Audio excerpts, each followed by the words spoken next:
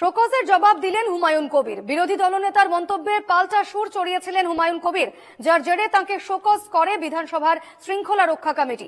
এদিন সেই শোকজের জবাব দিলেন ভরতপুরের তৃণমূল বিধায়ক হুমায়ুন কবির।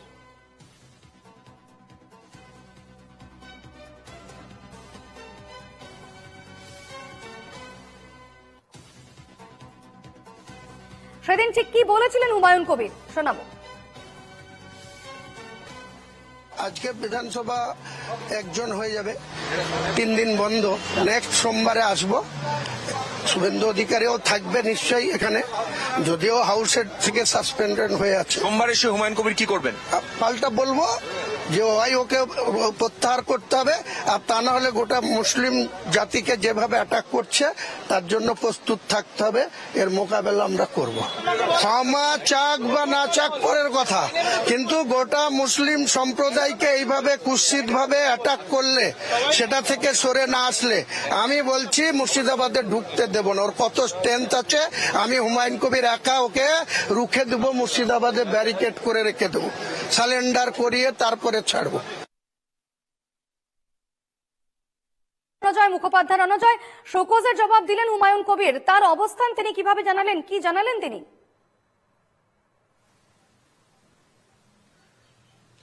দেখো, আজকে সকালবেলা 9:35 হুমায়ুন কবির, ভরতপুরের বিধায়ক তৃণমূল কংগ্রেসের, তিনি শোকজের জবাব দিয়েছেন। বিধানসভা শৃঙ্খলা রক্ষা কমিটির তরফ থেকে তাকে শোকজ করা হয়েছিল এবং হুমায়ুন কবির তিনি বলেছেন যে গতকাল রাত্রি 8:30 নাগাদ শোভনদেব চট্টোপাধ্যায় মেসেজ পেয়েছেন এবং সেখানে 1 পাতার তিনি শোকজের চিঠি পেয়েছেন এবং সেই জায়গায় 2 পাতার তিনি চিঠি দিয়েছেন এবং সেই সঙ্গে সেই শোকজের চিঠির সঙ্গে একটি ভিডিও ফাইল দেওয়া হয়েছে, যেখানে হুমায়ুন কবির সেই বিতর্কিত মন্তব্য রেখেছিলেন। কিন্তু হুমায়ুন কবির তিনি যেটা বলেছেন যে 30-32 সেকেন্ডের একটি ফাইল দেওয়া হয়েছে, ভিডিও ফাইল, কিন্তু আমি 10 মিনিটের বেশি সংবাদ মাধ্যমের সঙ্গে কথা বলেছিলাম।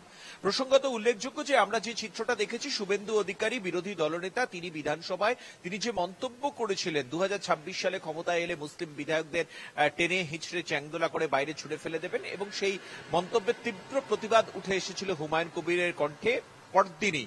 এবং আমরা দেখলাম পরপর 2 দিন হুমায়ুন কবির তিনি হুঁশিয়ারি দিলেন বিরোধী দলনেতা শুভেন্দু অধিকারীকে। প্রথমেই তিনি বললেন যে 72 ঘন্টার মধ্যে ক্ষমা চাইতে হবে শুভেন্দু অধিকারীকে, এবং পরের দিন সেখান থেকে আরো এক ধাপ এগিয়ে তিনি বললেন যেহেতু সামনে দোল রয়েছে, ছুটি রয়েছে, সোমবার বিধানসভায় আসবো, আশা করি সোমবার দিন বিরোধী দলনেতা শুভেন্দু অধিকারীও আসবেন এবং সেদিনকে দেখা যাবে। এবং সেই জায়গা থেকে যদি তিনি এখনো পর্যন্ত যদি ক্ষমা প্রার্থনা এর মধ্যে না করে থাকেন, তাহলে কিন্তু মুর্শিদাবাদ জেলায় ঢুকতে পারবেন না শুভেন্দু অধিকারী। অর্থাৎ এই যে বক্তব্য, এই বক্তব্যের পরেই বিধানসভা শৃঙ্খলা রক্ষা কমিটি নড়ে চড়ে বসে এবং শোকজ করা হয় হুমায়ুন কবিরকে। আগেই শোকজ করা হয়েছিল দোলের আগের দিন, কিন্তু সেই চিঠি তিনি স্বীকার করেছেন যে গতকাল রাত্রি 8:30টার সময় পেয়েছিলেন এবং আজকে সকালবেলা 9:30 নাগাদ 9:35 সেই চিঠির জবাব দিয়েছেন হুমায়ুন কবির।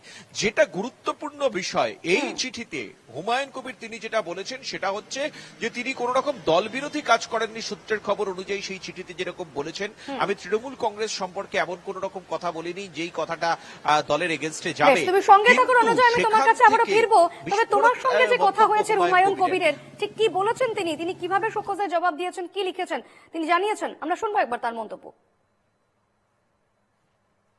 তার শোকজ লেটারের 2 পাতার চিঠির উত্তর 9:35 শুভনদেব বাবুর ওই হোয়াটসঅ্যাপ নম্বরে পিডিএফ করে পাঠিয়ে আজ সকাল 9:35।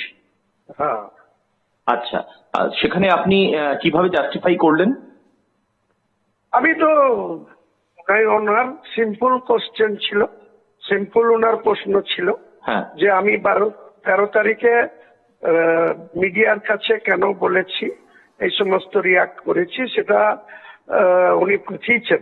আমি 10 মিনিট প্রায় মিডিয়ার কাছে কথা বলেছিলাম, কিন্তু 31 সেকেন্ডের একটা ভিডিও, আমারই বক্তব্যের ভিডিও উনি পাঠিয়েছেন শোকজের লেটারের সঙ্গে।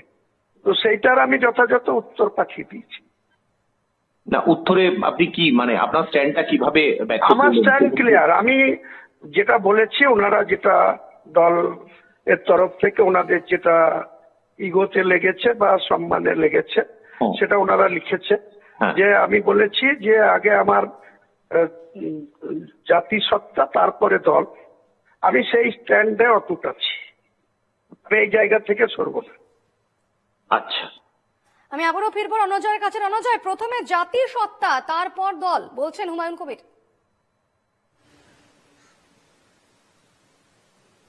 দেখো, এখানেই কিন্তু অত্যন্ত গুরুত্বপূর্ণ বিষয় যে হুমায়ুন কবির তৃণমূল কংগ্রেসের বিধায়ক, তিনি এর আগেও একাধিক ইস্যুতে তিনি শোকজ পেয়েছিলেন দলের তরফে এবং তার উত্তরও দিয়েছেন। সাম্প্রতিক সময় আমরা দেখেছি স্বয়ং মুখ্যমন্ত্রীর কাছে তিনি যখন গিয়েছিলেন সেই সময় মুখ্যমন্ত্রী বলেছিলেন যে তুমি সংবাদ মাধ্যমে বেশি কথা বলো না, এবং তারপরে হুমায়ুন কবির শান্ত ছিলেন। কিন্তু ফের শুভেন্দু অধিকারী এই মুসলিম বিরোধী যে মন্তব্য করেছেন সেই ইস্যুতে কিন্তু সামনে চলে এসেছেন হুমায়ুন কবির, এবং পরপর দুদিন কিন্তু শুভেন্দু অধিকারীকে তিনি আক্রমণ করেছেন এবং ক্ষমা প্রার্থনা করার জায়গায় তিনি বলেছেন, দাবি করেছেন। এবং সেখান থেকে অত্যন্ত বিস্ফোরক ভাবে আজকে এনকেটিভিকে আমাদের যে এক্সক্লুসিভ ইন্টারভিউ দিয়েছেন হুমায়ুন কবির, সেখানে হুমায়ুন কবির জানিয়েছেন যে আমি দল করি বটে, আমি তৃণমূল কংগ্রেসের বিধায়ক, কিন্তু জাতিসত্তা আমার কাছে আগে। অত্যন্ত গুরুত্বপূর্ণ মন্তব্য এই হুমায়ুন কবিরের। তার কারণ এই জায়গা থেকে শাসক দল তৃণমূল কংগ্রেস এর পরে কি স্টেপ নেবে, কি পদক্ষেপ নেবে, সেটা কিন্তু দেখার রয়েছে। যেই দলের তৃণমূল কংগ্রেসের যে শৃঙ্খলা, যে অনুশাসন রয়েছে, সেখানে হচ্ছে দলীয় শৃঙ্খলা, সেটাই প্রাধান্য থাকে, ফার্স্ট প্রায়োরিটি থাকে। এবং তুমি জানো যে সাম্প্রতিক সময়ে যে তৃণমূল কংগ্রেসের অন্তর্দলীয় দ্বন্দ্ব, গোষ্ঠী দ্বন্দ্ব দেখা গিয়েছে বিভিন্ন জায়গায়, সেখানে কিন্তু এই বিষয়টিকে প্রায়োরিটি দিয়েছেন শীর্ষ নেতৃত্ব এবং তৃণমূল ভবন থেকে নির্দেশ গিয়েছে দলের কাছে আনুগত্য এবং শৃঙ্খলাই কিন্তু শেষ কথা। এবং সেই জায়গায় হুমায়ুন কবির বলছেন আমি তৃণমূল কংগ্রেসের বিধায়ক, দল করি বটে, দল আছে, কিন্তু আমার কাছে জাতিসত্তা সেটা সবার আগে। এবং সূত্রের খবর যেটা, যেখানে তৃণমূল কংগ্রেস শীর্ষ নেতৃত্ব চাইছে যে শুভেন্দু অধিকারী যেভাবে মন্তব্য করছেন, ধর্মীয় মন্তব্য করছেন, সেখানে সবকিছুর পাল্টা মন্তব্য তৃণমূল কংগ্রেসের প্রতিনিধিরা যারা যেন না করেন, প্রয়োজনে দলের তরফ থেকে একদম একদম, বেশ, সেদিকে অবশ্যই নজর থাকবে। আপাতত ধন্যবাদ রণজয়।